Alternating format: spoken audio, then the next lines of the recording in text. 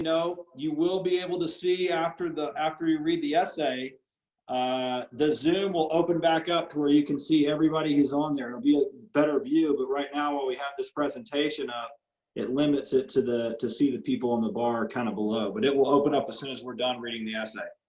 Our meeting will begin with a reading of Bill Wilson's 1958 essay, The Next Frontier, Emotional Sobriety. After the reading, we will have a 30-minute lead share, and the meeting will then be open for participation or questions. Tonight we have, I believe it was Jennifer from Tampa who is going to read our essay for us. Jennifer, you want to unmute yourself? Thanks, Sam. I'm Jennifer. I'm an alcoholic. I'm actually from Nashville. Oh, there you go. I think it's Mary that's from Tampa. Mary Thayer that's from Tampa. The Next Frontier, Emotional Sobriety, January 1958. I think that many oldsters who have put our AA booze cure to severe but successful tests still find they often lack emotional sobriety. Perhaps they will be the spearhead for the next major development in an AA, the development of much more real maturity and balance, wish to say humility, in our relations with ourselves, with our fellows, and with God.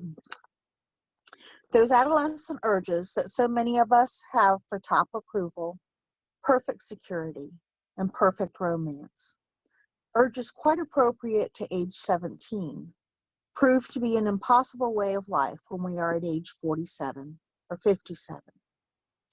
Since AA began, I've taken immense wallops in all these areas because of my failure to grow up emotionally and spiritually. My God, how painful it is to keep demanding the impossible, and how very painful to discover finally that all along we have had the cart before the horse. Then comes the final agony of seeing how awfully wrong we have been, but still finding ourselves unable to get off the emotional merry-go-round. How to translate a right mental conviction into a right emotional result, and so into easy, happy, and good living. Well, that's not only the neurotic's problem.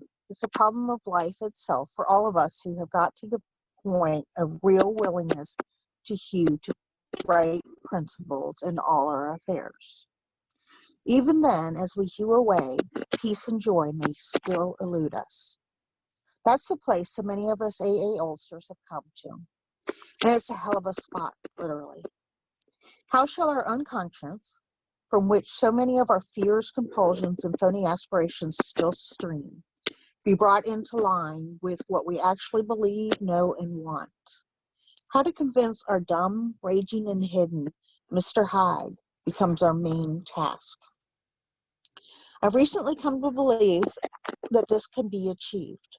I believe so because I begin to see many benighted ones, folks like you and me, commencing to get results. Last autumn, depression, having no really rational cause at all, almost took me to the cleaners. I began to be scared that I was in for another long, chronic spell. Considering the grief I've had with depressions, it wasn't a bright prospect.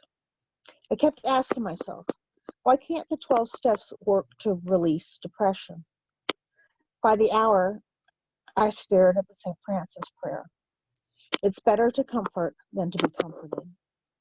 Here was the formula already, but why didn't it work? Suddenly I realized what the matter was. My basic flaw had always been dependence, almost absolute dependence, on people or circumstances to supply me with prestige, security, and the like. Failing to get these things according to my perfectionistic dreams and specifications, I had fought for them. And when defeat came, so did my depression. There wasn't a chance of making the outgoing love of St. Francis a workable and joyous way of life until these fatal and almost absolute dependencies were cut away. Because I had over the years undergone a little spiritual development, the absolute quality of these frightful dependencies had never before been so starkly revealed.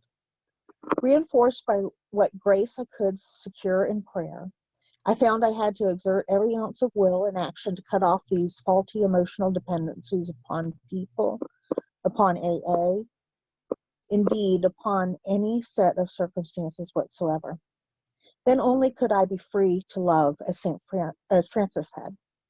Emotional and instinctual satisfactions I saw were really the extra dividends of having love, offering love, and expressing a love appropriate to each relation of life. Plainly, I could not avail myself of God's love until I was able to offer it back to Him by loving others as He would have me. I couldn't possibly do that so long as I was victimized by false dependencies. For my dependencies meant demand, a demand for the possession and control of the people and the conditions surrounding me. While those words, absolute dependency, may look like a gimmick, they were the ones that helped to trigger my release into my present degree of stability and quietness of mind. Qualities which I am now trying to consolidate by offering love to others regardless of the return to me. This seems to be the primary healing circuit, an outgoing love of God's creation and His people, by means of which we avail ourselves of His love for us. It is most clear that the real current can't flow until our paralyzing dependencies are broken, and broken at depth. Only then can we possibly have a glimmer of what adult love really is. Spiritual calculus, you say? Not a bit of it. Watch any AA of 6 months working with a new 12-step case. If the case says, to the devil with you, the 12th stepper only smiles and turns to another case. He doesn't feel frustrated or rejected. If his next case responds and in turn starts to give love and attention to other alcoholics, yet gives none back to him, the sponsor is happy about it anyway. He still doesn't feel rejected. Instead, he rejoices that his one-time prospect is sober and happy. And if his next following case turns out in later time to be his best friend or romance, then the sponsor is most joyful. But he well knows that his happiness is a byproduct, the extra dividend of giving without any demand for a return. The really stabilizing thing for him was having and offering love to that strange shrunk on his doorstep. That was Francis at work, powerful and practical, minus dependency and minus demand. In the first 6 months of my own sobriety, I worked hard with many alcoholics. Not a one responded, yet this work kept me sober. It wasn't a question of those alcoholics giving me anything. My stability came out of trying to give, not out of demanding that I receive. Thus, I think it can work out with emotional sobriety. If we examine every disturbance we have, great or small, we will find at the root of it some unhealthy dependency and its consequent unhealthy demand. Let us, with God's help, continually surrender these hobbling demands. Then we can be set free to live and love. We may then be able to 12-step ourselves and others into emotional sobriety. Of course, I haven't offered you a really new idea, only a gimmick that has started to unhook several of my own hexes at depth. Nowadays, my brain no longer races compulsively in either elation, grandiosity, or depression. I have been given a quiet place in bright sunshine. All right, Jennifer, thank you so much. We really appreciate it. So, Chris, I think we can we can take the PowerPoint down and we'll open it up for everybody. Tonight, I've had the privilege of meeting this woman at the FOTS conference several years ago in Colorado, and she is just a ray of sunshine and love, and I think she's an incredible woman. She has a great program, and you know, we have a pretty loose format with this.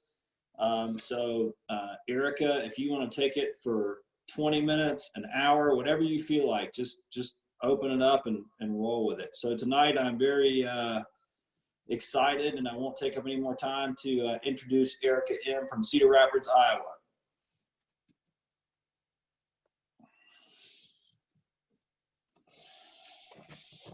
Hi, everybody. Ericka Maynard, alcoholic. It's good to Hi, see Ericka. all of you. Good to See see many you. friends here.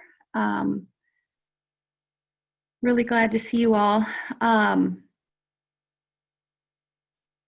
gonna, if you'll let me just say a prayer first, that would be great. This prayer saved my life at 2 years sober, 4 years sober, and 13 years sober, and continues to today.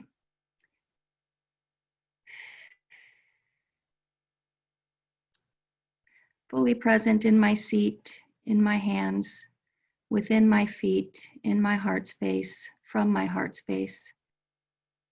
God, enable me to set aside everything I think I know about what I think I need to be okay. Let me set aside what I think I know about other people and what I think they need to be okay. Let me set aside everything I think I know about steps in recovery and Alcoholics Anonymous. Let me set aside everything I think I know about you, God. Just put it in a cosmic basket on the shelf so that I may have an open mind, an open heart, new eyes with which to see my life, so that I may have a new experience with your power, your love, and your way of life in and through my life. Guide my path, be a lamp unto my feet. I ask the Holy Spirit to go forth before me, making clear and perfect my way. Show me the truth about myself. I pray mercy. I pray grace. Thank you. Amen. Okay, now I feel like I can say, Ericka Maynard, alcoholic. It's good to be here. Thanks so much, Sam, for the kind invitation. My glasses are very glary. I'm sorry, I don't know how to make them not glare. They're Bluetooth glasses, or Bluetooth, Blu-ray, blue blocking, whatever. It's their computer glasses. And readers, so I can actually see your faces. So thanks for the kind invitation, Sam. Very kind words. I'm a little nervous because last week my sponsor spoke, and it was like, so if you missed it, I think there's a recording, but she said some things last week that slayed me, and some things I'd heard before, and they still slayed me. So I have a sobriety date, December 30th of 1996, and my alarm is going off for a meeting I usually go to. December 30th of 1996, something happened to me at my first meeting of Alcoholics Anonymous. I didn't have a bright light experience like many people have had, but something happened to me that day that I've never been the same. I used to think I had an educational variety, spiritual experiences, and I believe I have both. Because I have not been the same woman. I've been many women since that day. Thank God I'm not the same woman that walked in here 23 years ago. I have a sponsor. I'm sponsored as well as my alcoholism lets me be. It's my most surrendered relationship. I don't know why God has graced me with that kind of mercy. But it is my most surrendered relationship. What else do I need to tell you? I have a home group, Full Measures group. We meet on Wednesday nights at 8 o'clock for a discussion meeting. It's a big book discussion meeting, and we meet on Friday nights at 7 Central in Cedar Rapids, Iowa. We're all on Zoom still now since March, but Friday night's a speaker meeting. I hope you can come and join us sometime. This topic, you know, emotional sobriety, there's so many things that that we could talk about. So I just prayed, and we'll just see where it goes. Okay. So I first have to qualify myself as an alcoholic. I feel as though I do anyway. I have a fatal chronic illness called alcoholism, and I don't know what to tell you, man. When I start drinking, I don't stop. And the one time I remember trying to control my drinking, it was because I was nursing my first son. I was had just turned 23, and the doctor said I could have a couple drinks, and I ended up counting my drinks for the first time. And I had been drinking for 7 years, 8 years by this time. And he said a couple. I thought 6 or 8, which is not a couple. A couple is literally 2. It's in the dictionary. And I thought 6 or 8. And I well overshot 8. I don't understand. I never caught that when I was drinking. It's just now looking back, I'm like, oh, I didn't even think about 8. I'm counting my drinks by the stir straws in my drinks because I know that I will lose count. And so it's kind of like if I'm eating Cheetos and I'm trying to abide by the thing on the back of the thing that says this is 1 serving, I lie to myself about it. So it says my internet connection is unstable. I hope that resolves itself. But you guys are all frozen, so I hope that's just you that are frozen and I'm not frozen. So anyways, I got to 22 stir straws in my drink. And I remember, okay, thank you. I remember at 22 stir straws, I was a little drunk because I had drank 22 drinks. And I'm trying to drink, and it's about this much, by the way, stir straws, about that wide, and it just keeps jabbing me in the face. That's what I remember. And at that point, I threw the stir straws out, and then I started drinking. And that's how I drink. That's me trying to control my drinking because of the person that I love more than myself. I love my kid more than myself. I got sober for my kid when he was 2. And I know that breaks the rules of the things people say in AA, but it just goes to prove you can't believe everything you hear in an AA meeting. If it's not in the book, it might be suspect, just saying. Because I did get sober for my kid. I didn't have any reason to get sober for me. I hated me. I hated the woman alcohol asked me to be. And so that's what makes me alcoholic, right? I have this physical allergy to alcohol. If I didn't have it, I wouldn't be alcoholic. But this is coupled with a mental obsession. And my mind takes me back to that which will destroy me, right? The main problem the alcoholic centers in our mind, not in our body. And this is the problem because this does not go away just because I get sober, right?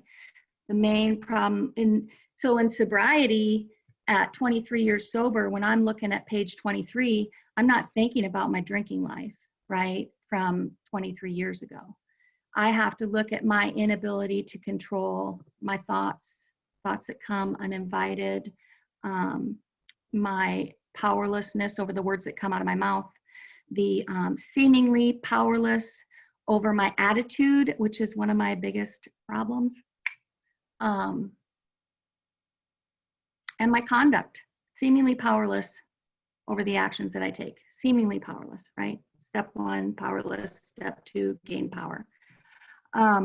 So when I think about that, I think about page we drink essentially because we like the effect produced by alcohol, right?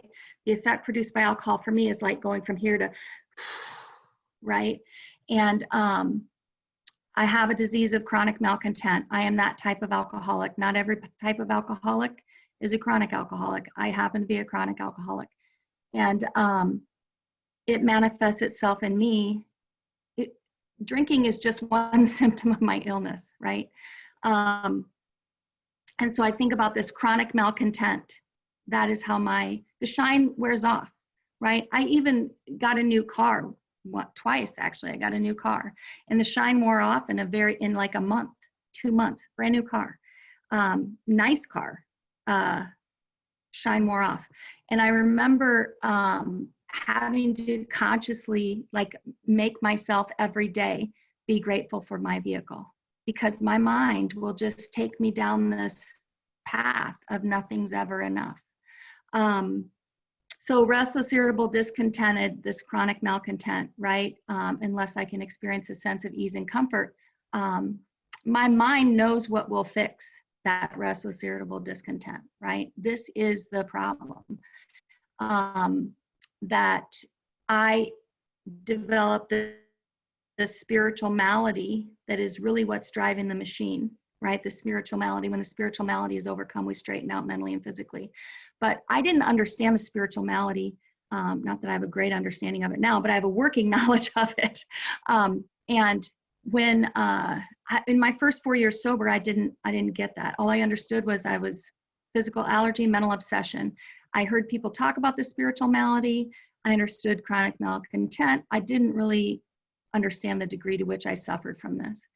And what I was dying from untreated alcoholism in AA, doing Big Book AA, going to Fellowship of the Spirit since I was a year sober in Colorado, Big Book sponsor, doing the things, and dying from untreated alcoholism at 4 years sober.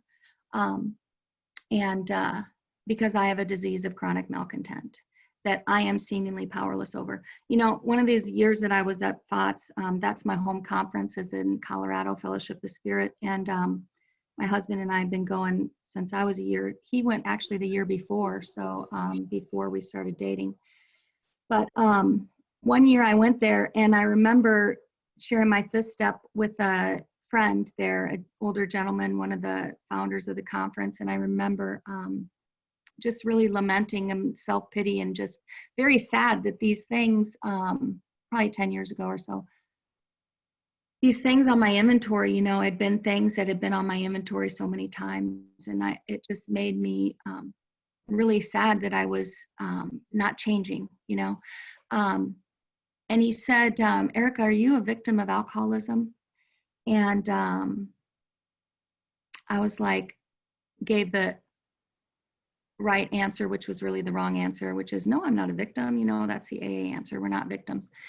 And he said, no, did you pick it? Did you choose to suffer from this spiritual malady like this? Did you? And I'm like, well, I drank. Well, a lot of people drank, and they didn't develop alcoholism, not to the extent that you have it.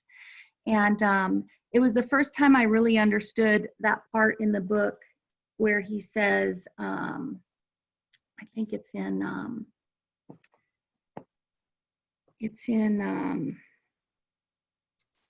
think it's page 53 or something. Yes, we became alcoholics crushed by a self-imposed crisis. We could not postpone or evade.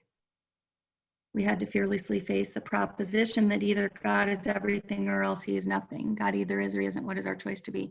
And what it made me understand is that this self-imposed crisis is not imposed because I'm an asshole and I want myself to be mean to myself, or because I'm just, that I don't care about life or people. It wasn't like, it's not self-imposed like I'm doing it to myself, right? It's self-imposed like alcoholism. The nature of alcoholism is that it tries to destroy me, but it tells me that it's you, right? I was actually on the phone with somebody that I'm looking at right now on the call, and a few months ago, and we were talking about an external problem, right? Another person, and she said something like, so the threat's not real. And I said, oh, the threat's real, but the call is coming from inside the house, you know, like the threat is real, but it's not her. He's not the threat, right? The threat is in here. And this self-imposed crisis, it's the nature of alcoholism, right? That is the nature of alcoholism. And that's what our disciplines try to protect us from. They're like trying to point us in the direction of this relationship with our best friend. I will tell you this, just so I don't forget to say it. If you are not doing the daily disciplines and you are in Alcoholics Anonymous, you have no hope to stay here. None. And I just say that because I've talked with a lot of people that haven't stayed here, right? And I've talked with a lot of people that have stayed here. And the things that they do consistently, not perfectly, because I don't do it perfectly, right? My teachers don't do it perfectly, but we do it, right? I have to do it. If I'm not doing the daily disciplines, right, that are laid out in our book, if I'm not practicing the principles consistently, right, if I'm not doing my nightly inventory, and then in the morning asking God for help with those areas that were hard yesterday, right? If I'm not asking God for strength, right? If I'm not constantly reminding myself that I'm no longer running the show, like there's no hope that I'm going to stay here. Not for someone like me that's a chronic alcoholic. Now, that being said, not everybody has to do things like I have to do them. But I'm kind of a hardcore depressive alcoholic. I just can't help it. And very quickly, I just go dark. You know, the light goes out and my mind. And so the main problem in the alcoholic center is in her mind, not in her body. And that reminds me of on page 60, he says, you know, do not be discouraged. No one among us has been able to maintain anything like perfect adherence to these principles. We are not saints. That's not a pass key to bad behavior. That just says I'm not going to do it perfectly. But then he says, the point is that we are willing to grow along spiritual lines. And I have had to ask myself, are you willing to grow along spiritual lines? Because my experience is that many times I'm not. That's just my experience. I can say that I want to be willing, and I can say that I want to change, and I can really hurt at the time. My husband always says, if all you're going to do in inventory is right, don't bother, because there is so much more work here to stay on the path than just writing and saying it out loud and then going and, you know, saying I'm sorry. Amends is about changing, right? And I have a real inability to do that on my own steam. And the thing is that if I just put my inventory on a shelf, it's not gonna help me. You know, if I just make my amend and then just move forward, 10 and 11 for me is for what I just took through the steps, right? The things that I've just became consciously awake to, and everything else that I've woken up to, right? But I can't really practice a 10 and 11, honestly, until I've done a 1 through 9 on them. We've got this, it's just this mystical algorithm that works for people like me. It's perfectly suited for people like me. And so he says on page 60, are you willing to grow along spiritual lines, right? If you are, then the principles we have set down, those are our guides to progress, right? You want to progress spiritually, you're going to take these steps. And what gives me hope is, because here's the thing, I was nervous before talking because my sponsor is literally twice as long sober as I am. I'm 23 years, she's 46. I'm not comparing, because she has to be where she's at and I have to be where I'm at. And if you're a year sober, you have to be a year sober, right? You can't be anywhere that you're not. But the good news is that the prime thing that we have here is we have our own experience. And I have a lot of experience working steps out of necessity, just out of necessity because I've had to. And I get to be where I'm at, no matter how uncomfortable. The reality is that I can't be anywhere else. But the other reality is that I can never be disconnected from God. Like, that's something that I've had to know in order to develop a sense of peace in my life. Because my mind wants to tell me that I'm disconnected and I have to do it perfectly, and all these, it will just take me on this ride. Uninvited, I didn't ask it, right? It just takes me. And so I have to know that I can't be disconnected from God, right? I have to be where I'm at, and I can't be disconnected from God. But the good news about that is that it's not about me, because no matter what difficulties I'm going through, I get to I get to experience those things, because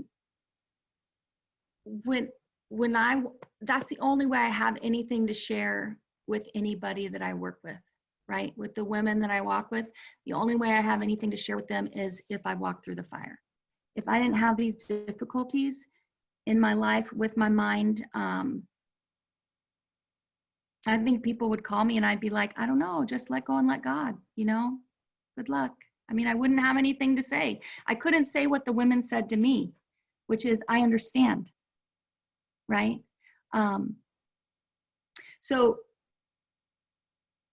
after he says that on page 60, he goes into, I don't know why I'm like going through the book like this. This is the really weirdest talk I've ever given, but I prayed, so here you go.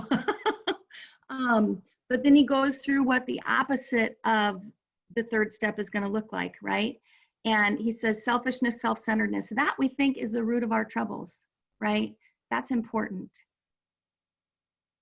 Self-centeredness, self-obsession. I just can't stop thinking about me, what I think, what I want, how I feel, right?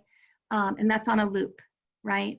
And it usually looks like you're at fault, right? There's a blame, there's a projection.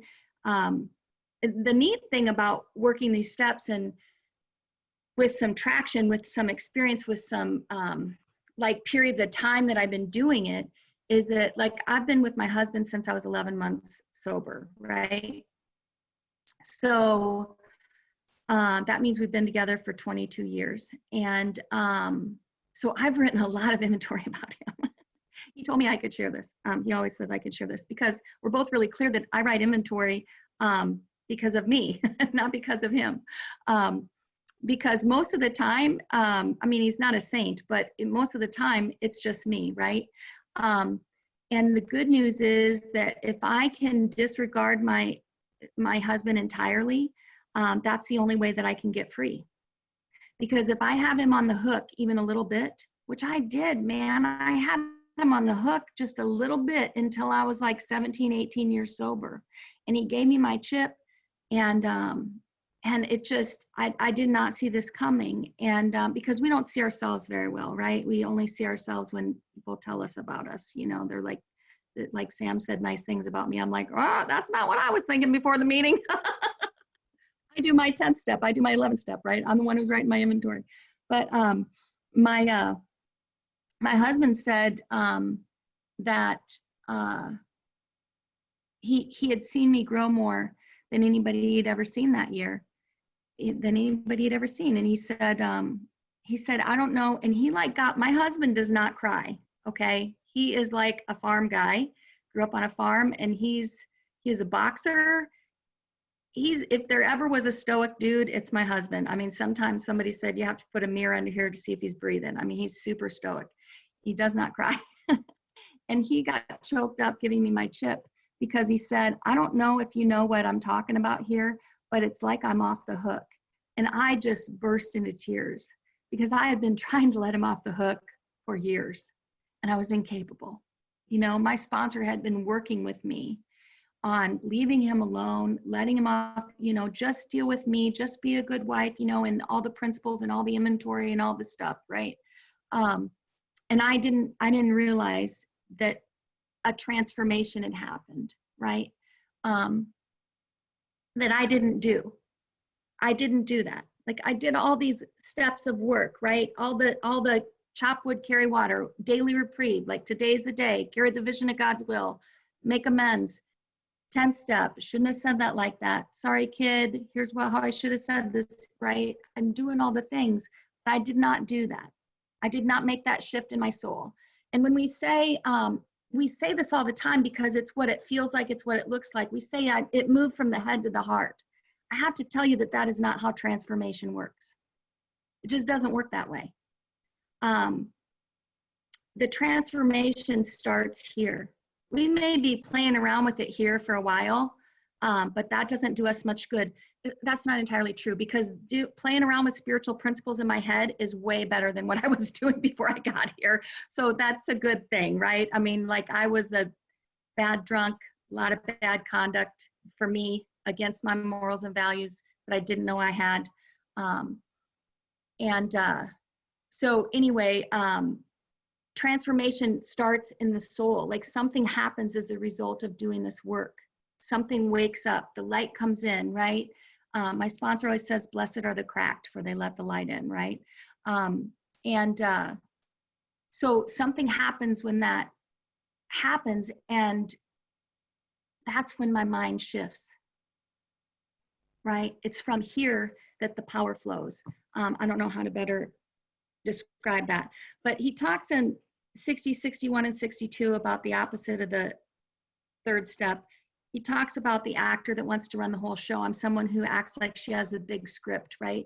And he talks about selfishness, self-centeredness, driven by 100 forms of fear, right? 100 forms of self-delusion, right? I cannot accept as truth my assessment of the situation, you know, because I suffer from 100 forms of self-delusion and self-seeking fear. I will be cutting an edge for myself and not know it, right? That's just my experience. Self-seeking, self-pity, driven by 100 forms of these. And I don't know I'm doing it, right? And then he says our troubles are basically of our own making. They arise out of ourselves, which means they started within me. You know, I don't, if you haven't ever heard me share, sometimes I share about being 6 months sober and not having worked a step yet, right? Going to meetings, and my sponsor that I had my first year didn't have me working steps. And I don't recommend it, but that's what she did. And so by 6 months sober, my son is had just turned 3, and he threw food, and you know, this rage welled up in me, right? He threw this food, this rage welled up in me, and I slapped him. And he's 3 years old, he's a baby, and he fell off his little chair. God, why do I gotta share this? I don't like sharing this, but it's the truth. It's what I did. And I remember looking at him. It still breaks my heart, you know.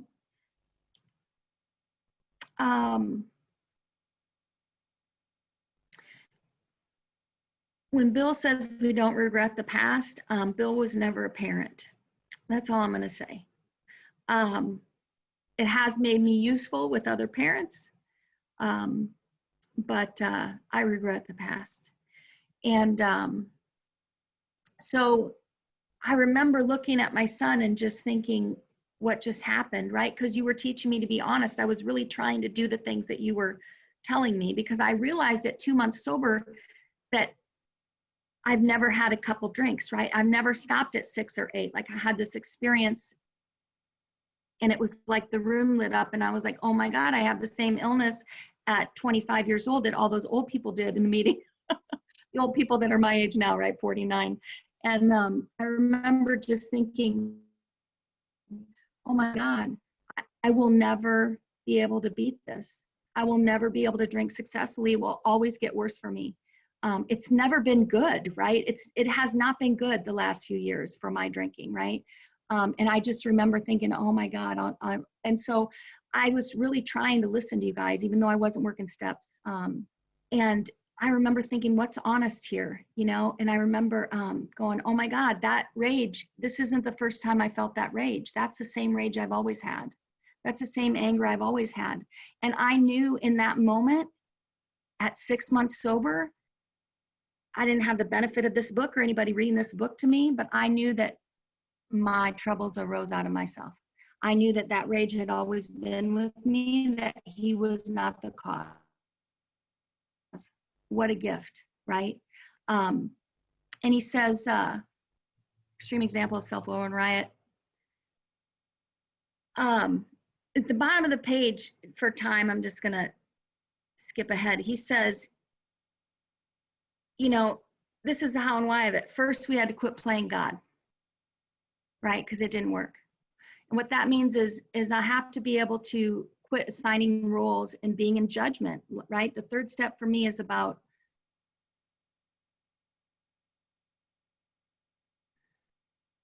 how do I say? I'm no longer in the business of being the director thinking she has the big script, thinking my ways. My sponsees should never, here's how and why of it. We had to quit playing God. It didn't work. It doesn't work for me to assign roles to everybody else and do God's job, right? And our book talks about that. Like, everything is pointing to this third step, right? Our book talks about that in step 11. He says, you know, that we waste our time, we burn up our energy foolishly trying to arrange life to suit ourselves. When I'm running your life in my head, right, or out my mouth telling you what to do, or gossiping, which is worse, when I'm doing that, what I'm not doing is playing the role that God assigned me. And I wonder why I'm exhausted by the end of the day and I got nothing done, right? It's a real trap, man, to play God. It's a real trap to think I know what you need to do. It's a real trap to be right. Trust me, I know all about that. I've had so many of my teachers have been like, why do you need to be so right about everything? And I'm like, I know, it's killing me and I can't stop. So I had to quit playing God. It didn't work. And then that's first. And then next, we make this decision, right?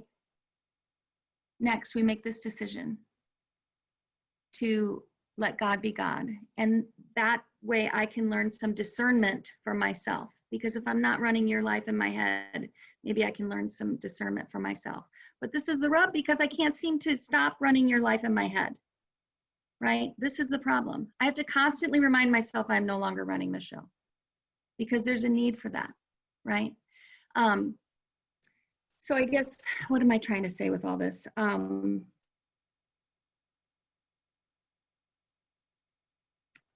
You know, I guess it's pointing to where he says, just to the extent on page 68, this is where just do the next right thing misses the mark entirely. I don't say just do the next right thing to people, because I can do the next right thing all the way to a drink, right? Because I have a way about me. There's an energy that I can carry, that I can be doing all the things just right, and I'm not carrying the consciousness of the presence of God. You cannot feel peace coming from me. There's a space.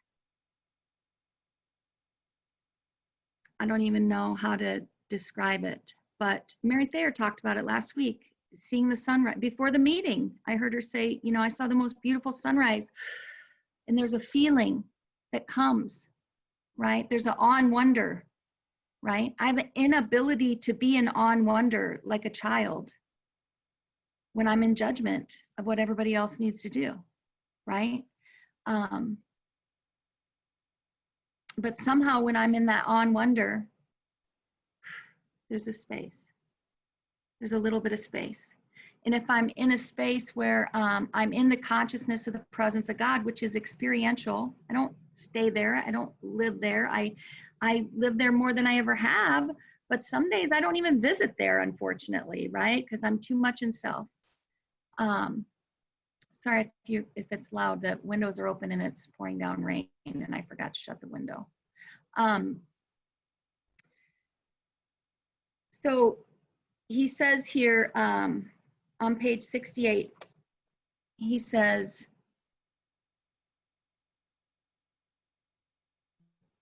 perhaps there's a better way, right,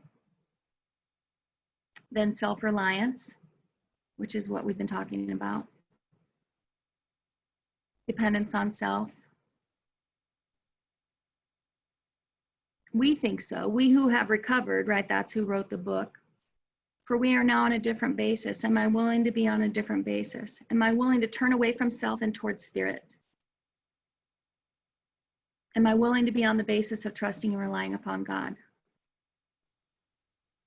And there's this energy that comes in when I'm willing to sit and just be still with that, right? To sit and not know the answer to that question. Am I willing to be on a different basis? For me, my fear inventory is always connected to resentments, right? My inventories are very short. I don't write 20-person inventories because I don't wait that long. If I get locked up, man, 1 through 9, I take it through and then take what I've woken up to in 10, 11, and 12, right?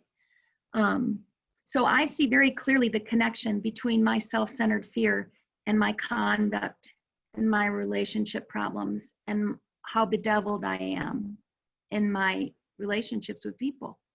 Am I willing to be on a different basis in regards to this fear? Am I willing to be on a different basis in regards to these people? Which that means, am I willing to change?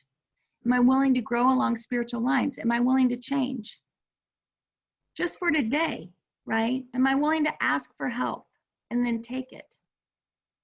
Am I willing to ask for strength?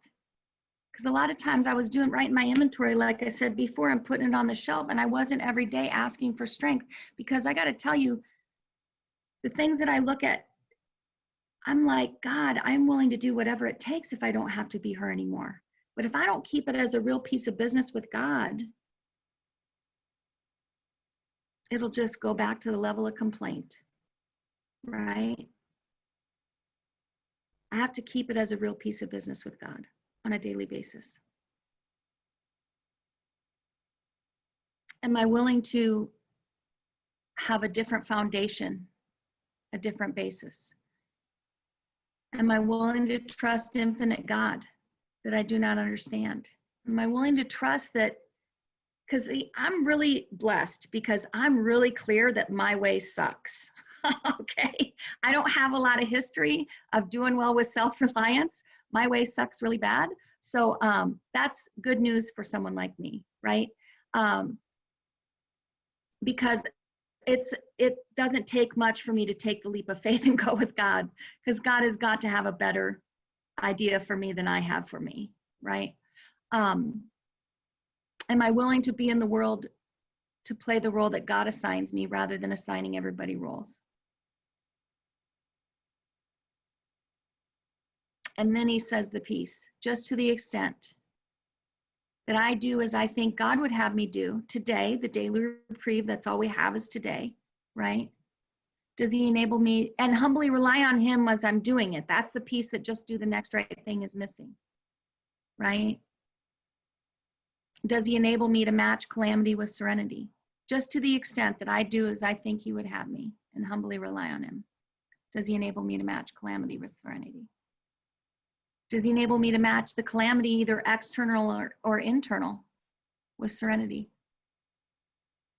I have a lot of experience with not having emotional sobriety. I have a lot of experience with being very immature in sobriety, having very immature conduct, immature attitudes. My sponsor really helped me to understand when I go young, which means when I act like a 3-year-old or when I act like a 13-year-old, I know that I'm not responding to you from the present moment, right? I'm responding to you from my history, but I'm not giving you the benefit of being here with you in the room, right?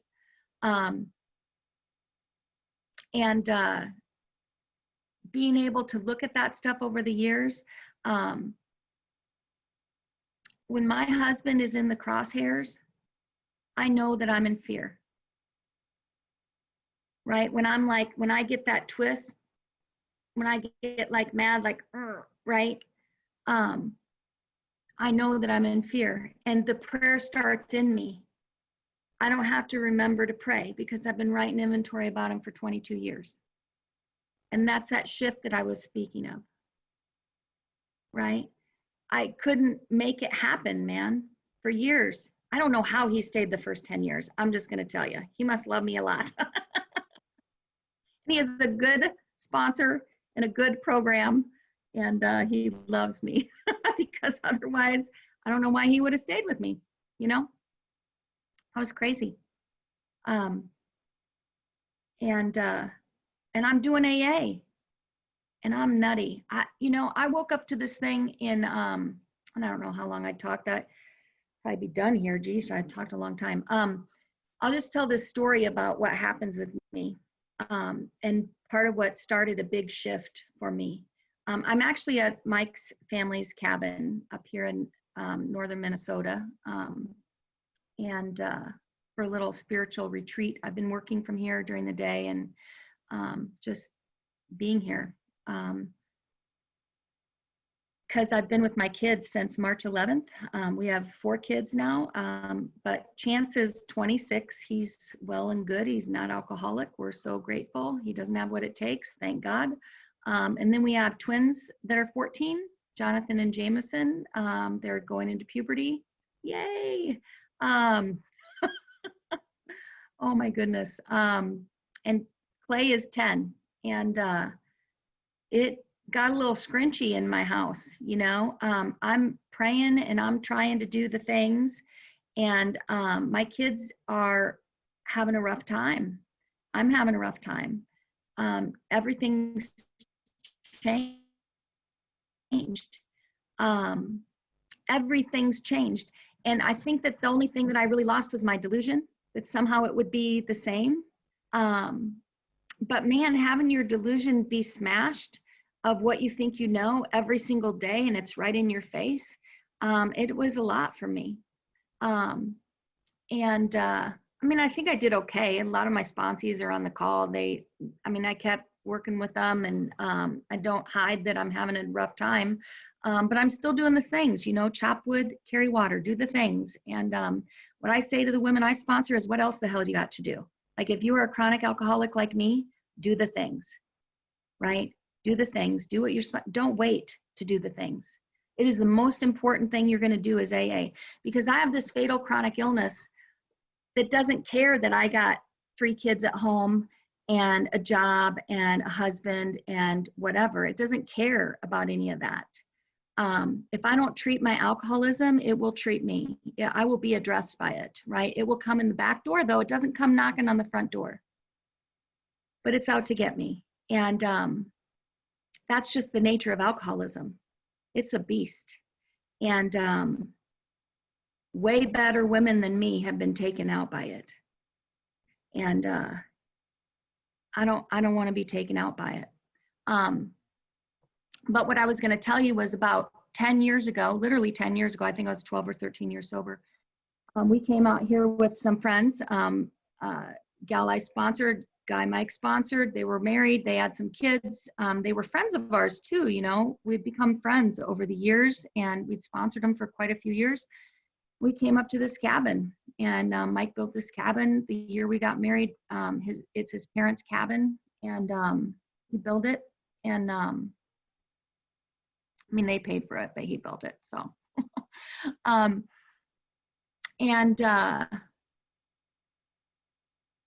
got mad at him because he didn't do what he said he was going to do. He was late for our date night. It's a very stupid little story that I had about it, but doesn't really matter, because I got so mad at him that I became passive aggressive and was so angry at him that it got on everybody about me.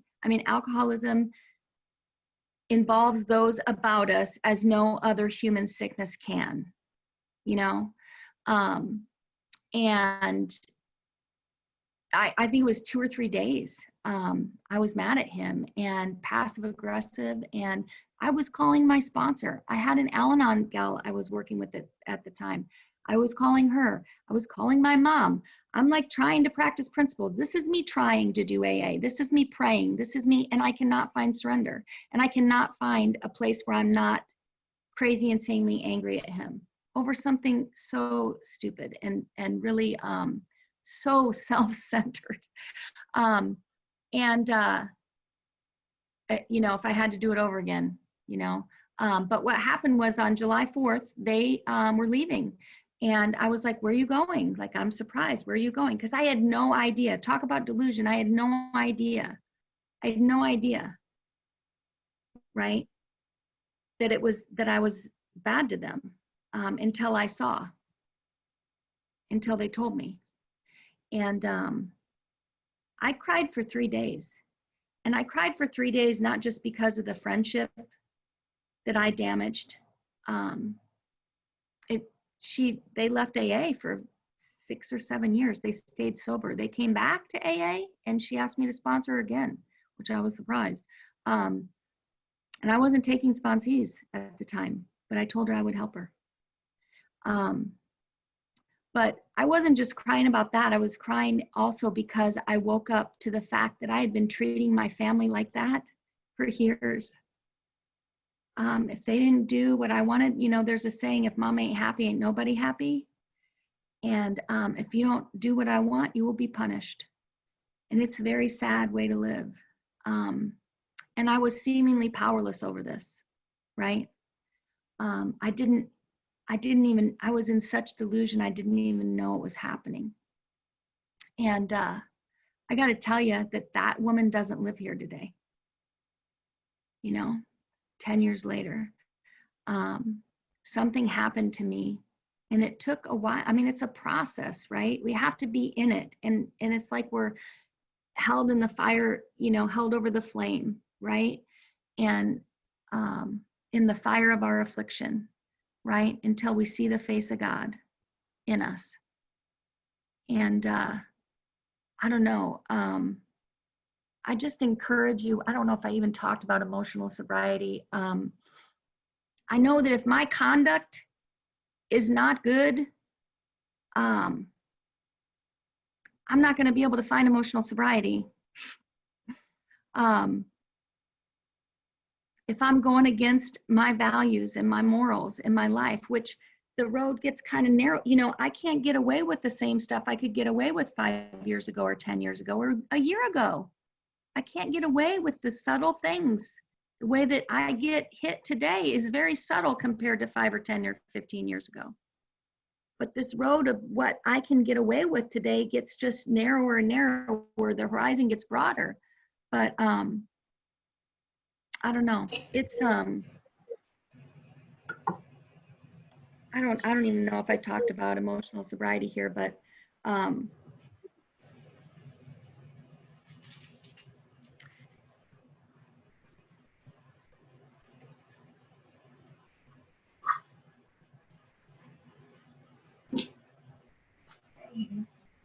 something happens when we do this work, and something happens when we don't do this work.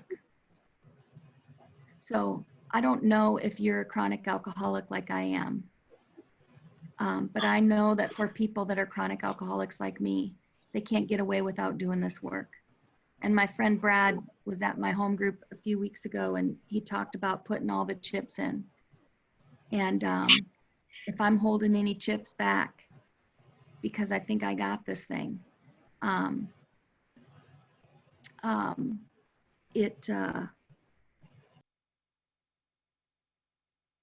don't know, doesn't work very well. I believe that I really believe the book where it says, just to the extent that I do as I think God would have me do and humbly rely upon him, does he enable me to match calamity with serenity. And the only way that I know how to do that is with all 3 legacies. I know I talked a lot about steps, but this is really carried out through all 3 legacies. So yeah, I think that I'll pass with that. Oh, wow, that was beautiful. Thank you so much, Ericka. Thank you so much for sharing so much of yourself with us tonight. You know, last week, Mary Thayer was talking and had opened up at, you know, about 20 years sobriety that she had to, her God had to grow or she couldn't stay, you know, and I thought that was just so amazing that it doesn't matter how long we've been sober, you know, just it really, that really matters. Can you, I know there's probably been a lot of different bumps in the road. Can you expound upon some of the things that, you know, you've gone to at different stages of sobriety and what kind of, how God grew in your life? Yeah. At a year sober, I got a big book sponsor and I started doing the work out of the book. And I was running around for 3 years, from 1 to 3 years sober, talking about being a recovered alcoholic and not recovered.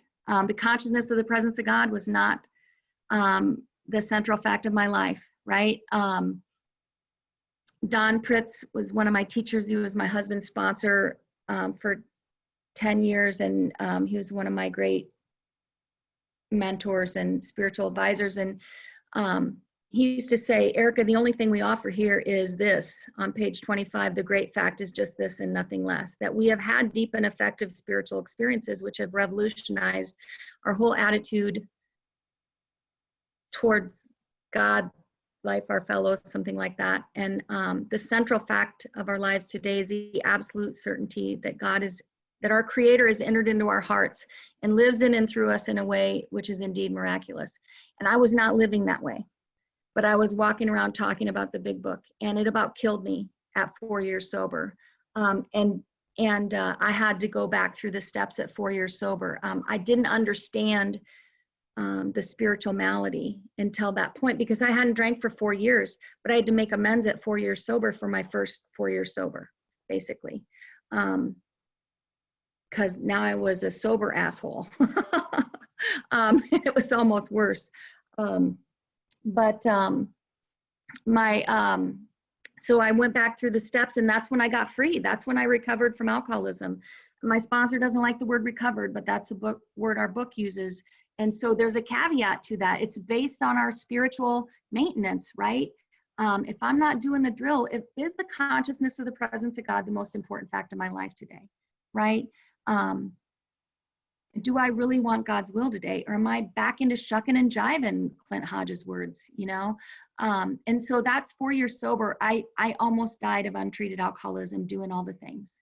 And literally, I whenever I was not with my son, who was my savior, he was 6 at the time. And I remember when I wasn't with him, the thoughts would come without invitation of ways to kill myself. And somehow when I was with him, I was safe. He brought that energy of love and safety to my life. Really, the first real space of God I ever felt was from my kid. And so you can feel it from your animals or your loved ones, but you have to find that place where you feel safe and you can feel something that is beyond conception. And he brought that to me as a gift and saved my life. And he gave me the courage to face myself, so that, because he deserved a better mom than I was capable of being. And so I recovered, and then life was good for like years. I swear I was in the la spirituality where it was just like everything's good, and I was, happy all the time, and it was really, ignorance is really bliss. And then we decided to have more kids. My husband wanted to have more kids. I didn't. I said, let's think about this. Let's not do this. And so I agreed to have one because I love him, even though I tried to talk him out of it. And we had twins. And I was like, what the fresh hell is this? Like, what is happening? And nothing changes your 11th step, anything like having twins. I could not do the 20-minute sit twice a day that I was doing. I couldn't worship Creator in the way that I had been taught to do it. It just didn't work that way. And I didn't know how to translate that into being a mom and doing the mindful meditation with what I'm doing. I didn't understand how to do that yet. And so it was a real rough time. There was a lot of grace there. And all the time I'm working with women, right? I'm participating in Alcoholics Anonymous. I'm working with women, and I've got a home group. I'm doing the things. And then the real rough time happened when we had our 4th child. I tell our kids, we have 4 boys, all boys. And I tell them, only one of them was planned. It's one of the twins, and we're not sure which one. Because then we had our 4th child, and I was like, what is happening? And I have the best life that I never wanted, okay? In case I forget to tell you how much I love my life, and I love my husband, and I love my kids. Like, if you know me, you know how much I love them. They really deserve a better mom, but I love them with everything I got. And they think I'm great, by the way. Lots of mercy and grace for kids. But so I went into this dark night of the soul, and it was between 13 and a half to 15 and a half years sober. It's usually, 14 to 16, 12 to 16 can be real rough for people. Usually when we everything that we knew has to get put down. And that's when I put this book that I brought up here this weekend, was the book that I went through with Don and Linda. And I had to put it on the altar. I had to let go of everything I thought I knew, and it was out of necessity. I couldn't be dependent on what I learned because, first of all, my brain wasn't working right. There's this cosmic alchemical thing that happens when you're in your dark night of the soul, where everything you knew is gone. And I remember giving a 45-minute talk that was supposed to be an hour at my own home group when they asked me to talk one time during this time. And I remember in the middle of this talk, just pausing and praying and just like shaking my head, like, what are you even talking about? I think I talked about step 1 and step 12. I mean, it was just the worst talk I think I'd ever given in my life. And I will just tell you that God's hands on everything. Okay, God's hands on everything, because that was like the crappiest, dumbest talk. I didn't talk about amends. I didn't talk about anything. And after the meeting, I'm like shaking my head, and these women are coming up to me from the treatment center. It was all full of women from the treatment centers around. And they're all telling me how grateful they are for that talk. It was the best for them. Like they were like in tears. And I'm like, I just saw so much that I don't know anything, that like God's hands on everything. God's hands on this crappiest talk that I ever gave, you know? And so then I asked Don C. from Colorado. He, I don't want to say his last name because he's still here. You should have him come on this meeting. But I remember talking to him about it, and tears are just running down my face. And I'm like, I don't know what's wrong with me. I can't think. I don't know anything anymore. I used to know page numbers. I used to know this book, and I used to be like Big Book Ericka. Like I used to know stuff. I don't know anything. I don't know whether I'm coming or going. And he just smiled and he said, Ericka, God can't fill a cup that's already full. And it was like everything I knew was just, it just left me. My sponsor was probably like, thank God, finally. Clean slate to start with here. But it was rough. And what gave me hope in those very dark times, because I didn't feel God for 2 years. I didn't feel that peace, that safety, that connection, that hum, right? I like to meditate and feel that hum that I can feel in my body. And I couldn't feel it for 2 years. And I was brought comfort by all the people that went before me, because they told me it would happen. And I knew that I wasn't different than them, right? That I had to go through this if I was going to move into the next phase of my development, whatever that would be, because I had no idea what was happening. But I just knew that I had to ride with this. And I just tried to find the meaning-making moments in those times, you know. I had a time in 2007, my sponsor died. And this was like 2010 when all this happened. But 2007, my sponsor died suddenly. And that put me in a very tough place too. I'd never experienced loss before. And I prayed. And it's really interesting because, you know, I had these ideas of what I needed in a sponsor. And I was like, well, I want somebody close, and I want somebody, you know, that that maybe I can drive to see. And you know, maybe they don't have to know the big book, because I know the big book, so I know how to work steps. And so I was like, I just didn't know. And I was sent my sponsor through a prayer. And I hadn't even met her before. And I didn't know that I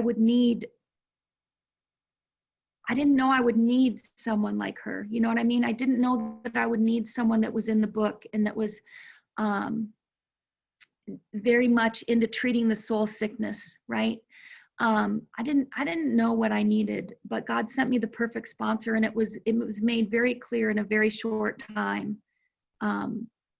First thing she asked me to do was this weekend, go spend time with your kids, sing, meditate, walk, do whatever you need to do to feel the presence of God, right? Just do whatever you need to do to feel the presence of God this weekend. That was the first direction she gave me on a Friday evening.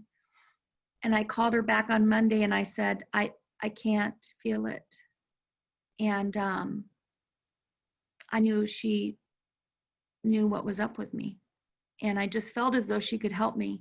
And it turns out that you cannot take someone where you haven't been. And so if she hadn't been in the book and hadn't been on the path and hadn't been walking through the fires of her own afflictions all these years, and hadn't been woke up and knocked down and got up and all the things, then she couldn't have helped me the way that she was able to help me and the way she still helps me.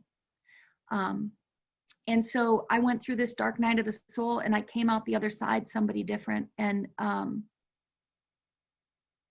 really grateful for that. There are many times that I write inventory, and I'm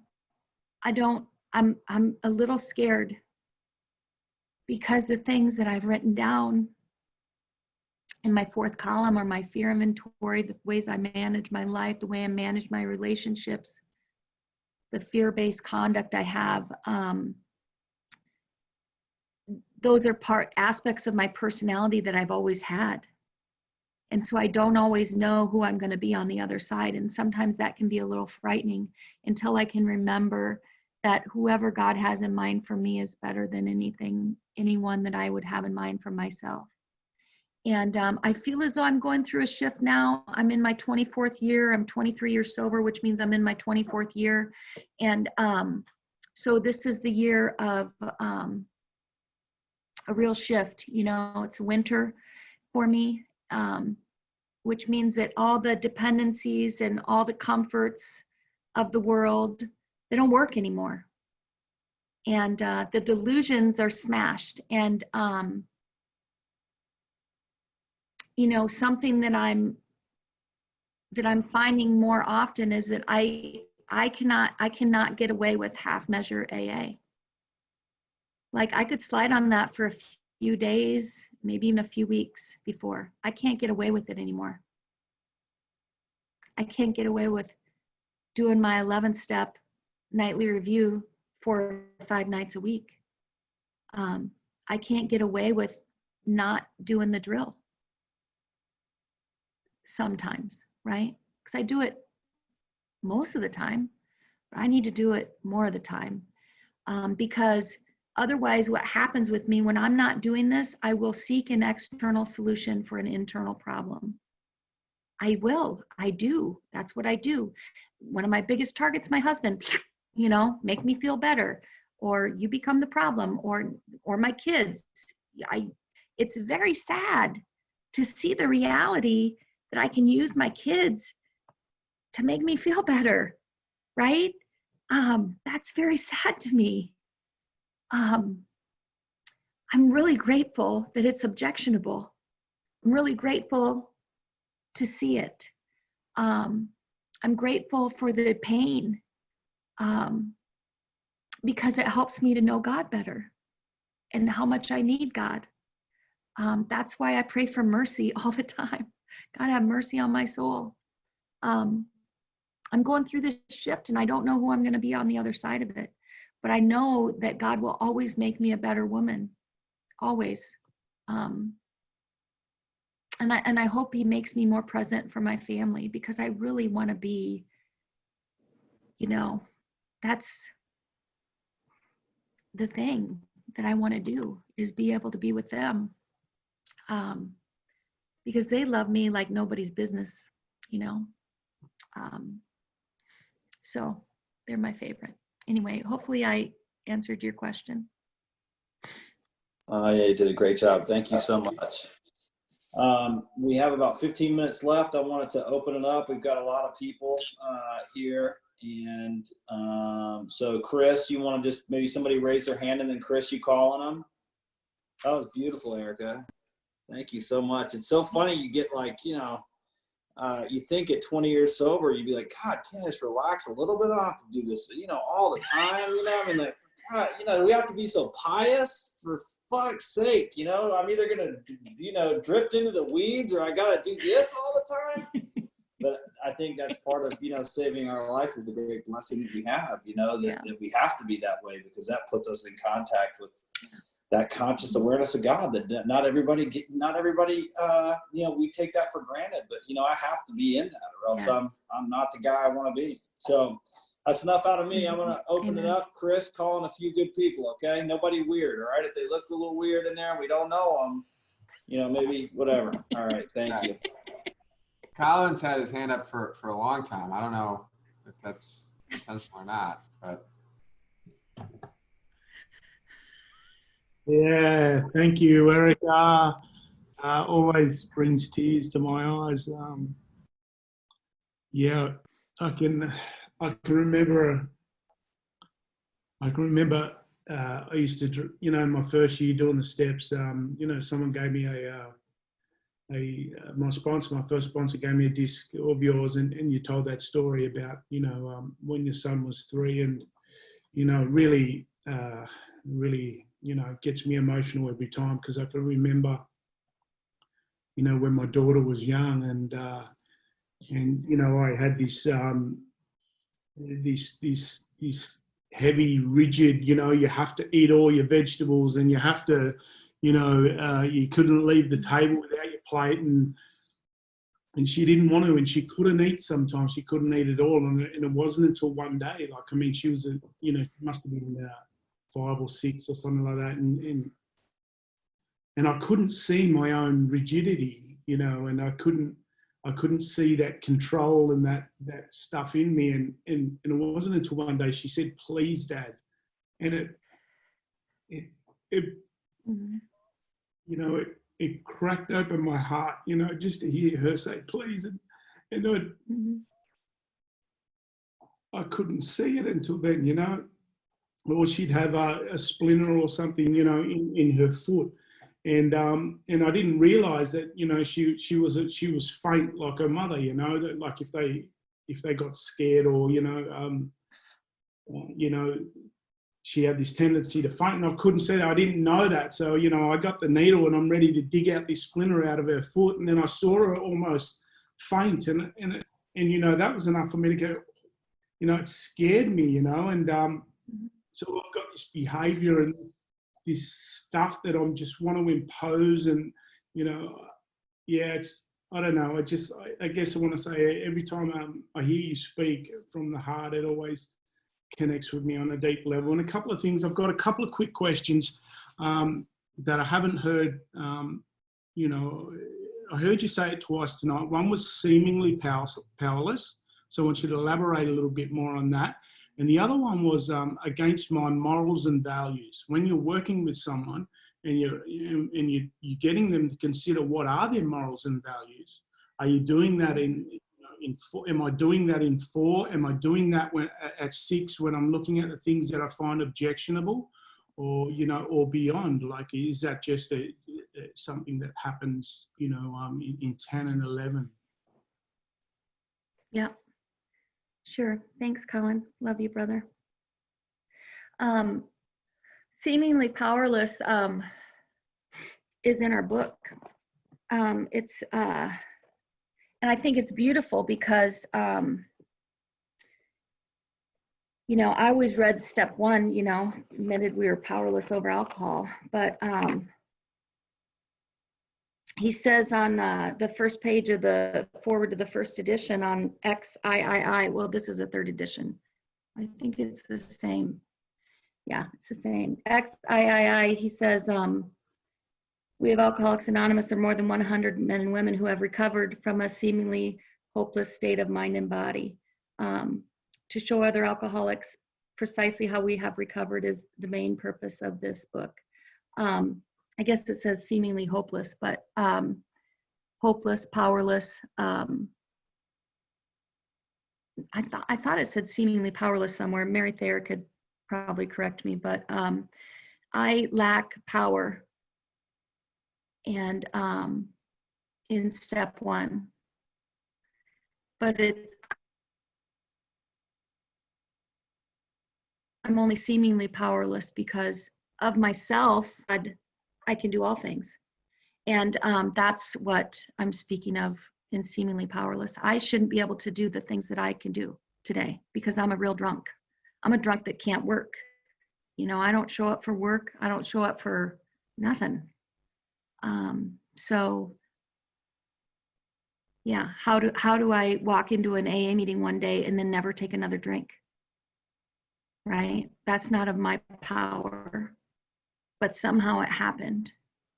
Right? So I don't know if that answered your question, but that's what I'm speaking of, seemingly powerless. Because in step 2, we gain power. Lack of power is my dilemma, but that's what this book is about, to enable us to find a power which is greater than ourself, which will solve our problem. And morals and values I find in inventory work. I find them in the 4th column, where I see I'm not real big, I'm not real rigid on rules in inventory. I'm real big on what did I do. My sponsor has me in the 4th column, instead of just going right to, because I'm a step worker, right? So I know way too much about things that won't help me. And so instead of just going right to, where am I selfish, dishonest, self-seeking, afraid, where am I to blame, right? Instead of going right to those questions, I ask myself, what do I do? When they do this in column 2, and I'm so affected in column 3, and by the way, this is after the 1.5 pages of prayer work that is so vital. I read the prayer work with every single person on my list, not just one time. Like, how it doesn't make any sense to me to read it one time. Like, I have to write the 4th column on every single person. Why don't I have to read the 1.5 pages in between on every single person? That makes no sense to me. It always made sense to me that I have to read that with every single person, because that's what places me in a position where I'm capable of disregarding the other person involved entirely, because I cut an edge for myself. Like, I can't let you off the hook, man. It's mostly my fault, but really, I really believe 60, 61, and 62. I really believe that you should be different. You should not have done that. Like, it makes me crazy. Like, I have to be able to disregard you entirely. And there are directions in there that I have to take, right? This was our course. Some people call it the sick man's prayer. I'd prefer not to call it the sick man's prayer, because it's still pointing at you, like you're the sick man, when it's me that needs to be doing the work. So by the time I get to the 4th column and I've disregarded you entirely, and I'm just looking at you, what do I do when you don't do what I want in column 2? What do I do? What is my passive aggressive behavior? What's my conduct? What are the external reactions and what's the internal reaction? And I get that all down on paper. And then I ask, how is that selfish? And it puts a real strong thumb on what's really going on with me. Because I can talk all day long about how am I selfish and how am I dishonest, and talk around it all day long, but it may not be really getting to what's killing me, which is my own attitude and conduct, my own arrogance, and my alpha and the omega complex that I carry. But where I really get to where my morals and values are, because I've just written down that, are these things objectionable to me? To be selfish, dishonest, self-seeking. Is it objectionable to me? Am I okay with those things? If they're not, if they're objectionable to me, then they're going against my morals and values. And in the fear inventory, fear, Bill tells us in the 3rd column that fear is underneath every single resentment, because he has it bracketed in every single resentment. And so fear drives resentment. Resentment is the #1 offender. It will cut us off from the presence of God. Like that of this story, I take each piece through all the 3 or 4 paragraphs in the fear inventory, asking those consideration, waking up to this, asking those am I willing to be on a different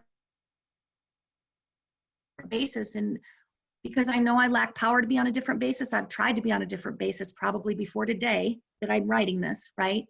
And I'm seemingly powerless over this, right?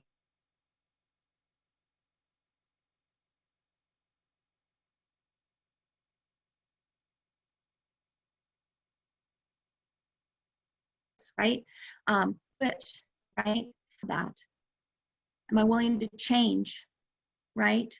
In these relationships, that when these crop up again, because they will, when this fear crops up again, am I willing to turn towards God, down and in, right? Am I willing to go towards God rather than doing what I've always done and go towards self? Am I willing to practice, this was our course prayers, instead of doing what I've always done in the 4th column? Am I willing to turn? My sponsor always says, we are the turners. We are the fish we got to catch, and we are the turners. We're the ones that turn towards God. It's the best question, because I've just written all this down between resentment, fears, and it says, God, please remove my fear of blank, whatever it is, and direct my attention to what you would have me be instead of afraid. That prayer, and I ask that question, what would you have me be, God, in this relationship instead of afraid? Like I already wrote down what I did, what I don't like about myself. What would you have me be instead of afraid? And then I write down things like trusting, prayerful, honest, steadfast, hardworking. These are values that come out of my fear inventory, where God shows me what my values are. And they're usually like opposite of what I just wrote down in my fourth column. So that's where I get morals and values, because my sponsor always says this is a fearless and thorough moral inventory, not a fearless and thorough garbage inventory. I'm here to look at what are my morals and values and how have I not been living up to them? Because here's the thing, when I'm getting outside the lines, I may have grown in an area and I don't know it. I don't know that these are my morals and values. I may have been able to get away with this last year. And now this year, whatever's going on, I can't get away with it anymore. And I don't even know that that shift has happened, right? And so I start to become restless, irritable, and discontented because I'm living outside of my value system that I don't even know I have, right? And then, or how about if I even know I have it? If I'm doing things that I know are against my value system, right? And then I start to get restless, irritable, and discontented. Chronic malcontent sets in. But do I think it's me? Do I relate it to my conduct? Hell no. I relate it to you. You're the problem. I blame, I project, I pull out all the stops to look at you. And that's the importance of it, because it's not them. AA in 3 words or less. It's not them. So hope that answered your question. All right, we got time for Kate to share if she wants to share.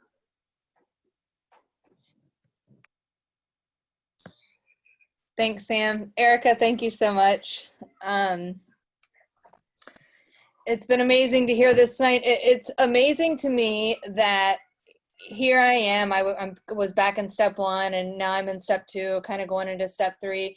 And I've been here both of these last couple weeks. It is precisely what I've been doing in my step work is what's being talked about in this meeting. And it's like that feeling that I know that God is coming for me. And I more than anything just want to say thank you. Thank you for what you shared. And Mary, thank you for last week. It lets me know that I'm not alone. And Ericka, when you were talking about going through, you know, that dark night of the soul, I know when I came to you not long ago, maybe 6 months ago at the most, and said, I'm doing all the things and nothing's working. I can't feel God, you know, like it's so dark here, that you could assure me that I just had to keep doing all the things anyway, and that growth was uncomfortable, and maybe it was just growth, even though it felt like this dying. And to hear the way that you put it tonight, had you not lived through that, you would have just let go and let God. It's like, what do you say when there's no experience to share? So I'm just so grateful for the women, everyone, but for the women in particular who are courageous enough to stick to this and to do the deal, because the rest of us, we need to know, like, we need to know that it's going to be okay. I need to know when I was 3 years sober and wanted to die, and then when I was 7 years sober and wanted to die, and then when I was 11, it was like, I need to know that this is just a phase, and then on the other side of that is growth. The other thing that I just wanted to say really quickly is that I was sitting in a meeting last night. I was tucked into the corner to social distance, and I turned around, and right behind me was a sign that said, seek only God's approval.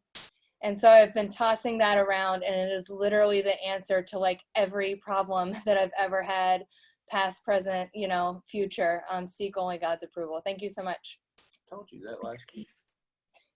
All right, well, I love you guys. We'll close out this meeting with thank you. Beautiful meeting.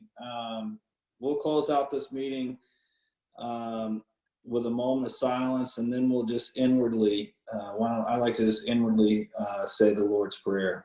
So if you'll just take a minute and kind of go inward, we'll say it to ourselves.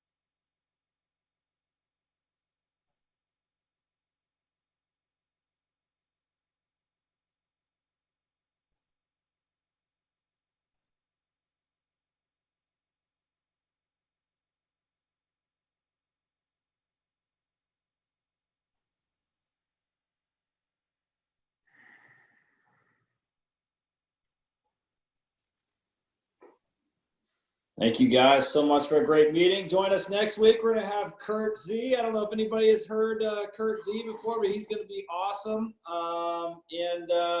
Looking forward to everybody. So love you guys. Thank you so much, Ericka. Really appreciate you tonight. Thanks, Sam. Thank you. Love you, Ericka. Thank you. Thank you, Love you. Ericka. Thanks, Brad. Love you So guys. much. Love you. Thank you. Thank you so much. Is it going to be the same thing read next week? Every week, same thing. Emotional Sure. sobriety? Yeah, the essay and that's kind of the fun part about it is you just kind of open the doorway or kind of the channel with that and just let whatever comes out come out, you know? Uh-huh. As soon as everyone in the meeting achieves perfect emotional sobriety, then we will change the reading. Or can recite it The from week memory. after next. You can recite the It'll essay never from happen. memory. Well, I'd like to make, No, we lost you.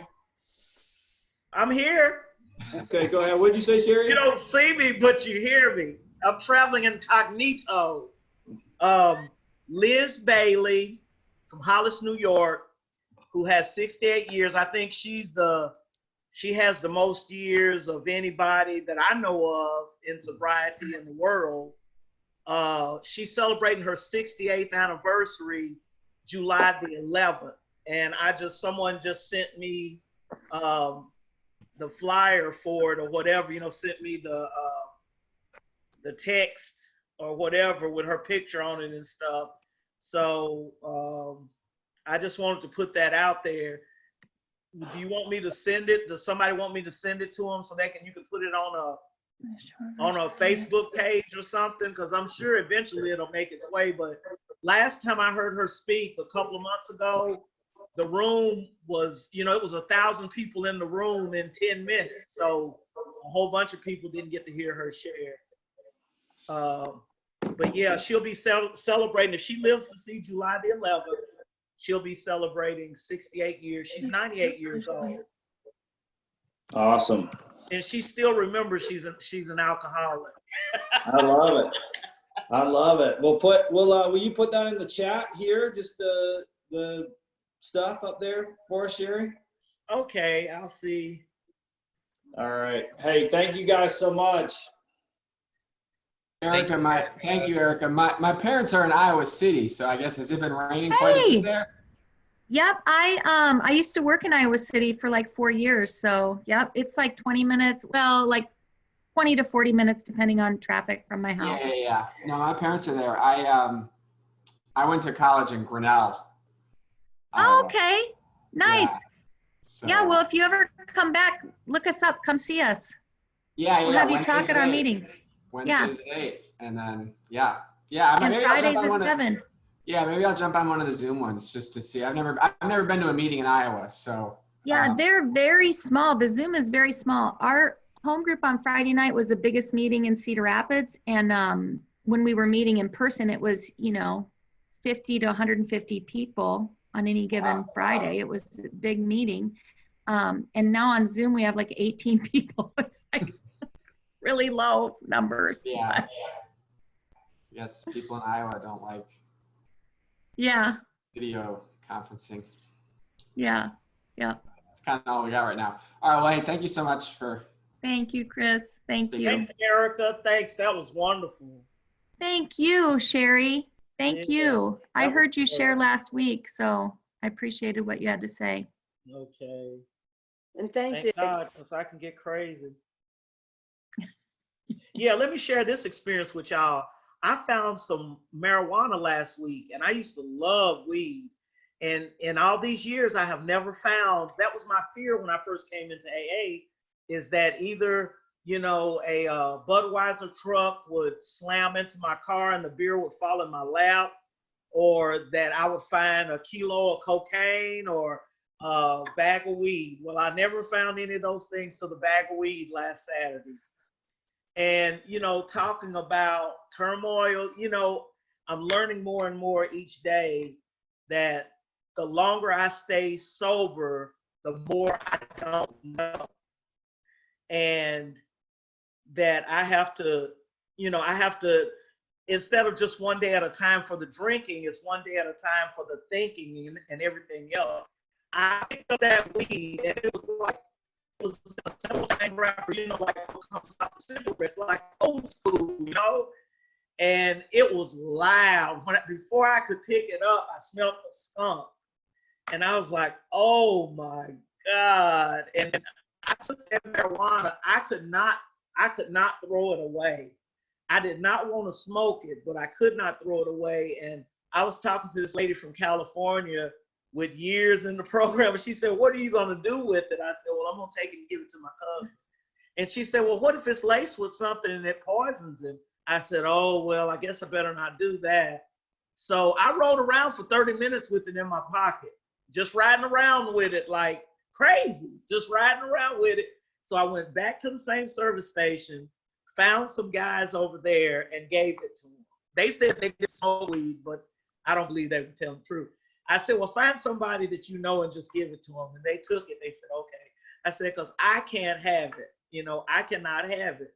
And so, you know, it's like down the street from there, I was like, wow, I could have sold it to them. I had regrets. And then I got farther down the street from them and I said, well, what if it's laced and it kills them? And so I started crying. Man, all this happened within 30 minutes, y'all. I started crying and said, oh God, please forgive me for giving those drugs to your children.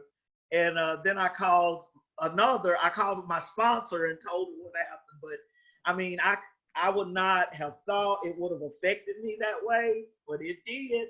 So it's one day at a time. And that's what I know. And I don't have to do it perfectly, but I did not smoke that weed because God had removed the obsession. The obsession wasn't there, you know, because if I were going to smoke it and find it and smoke it, I would want it to be as good as that right there was. But, you know, it's not in the cards for me. So that's why my sponsor said, oh, that's just a reminder. You have to keep coming back. And so that's what it is. I needed that reminder, evidently. Love y'all, and y'all take care. Sherry, You too, Sherry. be careful out there. Sherry, you know I'm a criminal defense lawyer, right? I don't want to have to represent you. You're out there passing out weed at the gas station. I don't want you to represent me because this is what I shared it with somebody, and they said, somebody told us, said, Sherry, this is way it would have gone with me. I would have found the weed. I would have left the parking lot. The police would have stopped me. They would have found the weed. I would have either been taken to jail or, you know, end up having to go to court with a ticket. And then I'd have to go home and tell my wife. And, you know, my friend said, I could just see if that would have been me, or getting caught in a drug raid at that service station, you know? And it's like, man, so, you know, I'm glad it didn't go that way, but it just reminded me that I need to keep coming back, and that's okay with me. I just, in my experience, that story you just told, I don't know if the judge would believe all that stuff.